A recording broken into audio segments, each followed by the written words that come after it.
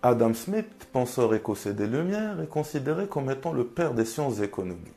Son ouvrage Richesse des nations, qui pose les fondements de l'économie libérale, est le premier traité d'économie politique.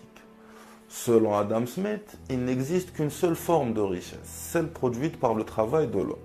Ce travail occupe une place centrale dans sa pensée.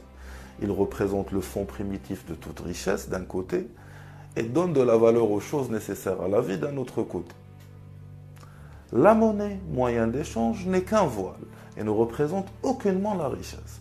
Seule sa contrepartie en production lui donne de la valeur. La division du travail qui permet la spécialisation est à l'origine de la richesse des nations. Elle trouve sa source dans la capacité de l'homme à échanger, puisque l'homme peut reconstituer la totalité d'un travail par l'échange.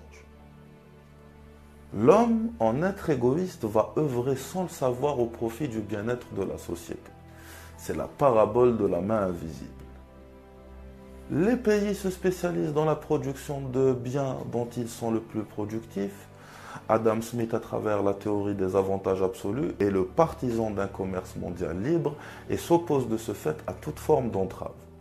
La société est divisée en trois classes: les travailleurs, les capitalistes et les propriétaires fonciers, qui sont rémunérés respectivement à travers les salaires, les profits et la rente. Pour créer de la croissance, il faut financer l'investissement par l'épargne en incitant les capitalistes à ne pas consommer tous leurs profits. Enfin, Adam Smith limite le rôle de l'État aux fonctions dites régaliennes, c'est-à-dire armée, police, justice et offre de biens publics. L'État doit lutter contre l'abêtissement des ouvriers qui sont victimes des méfaits de la division du travail en leur garantissant un minimum d'éducation.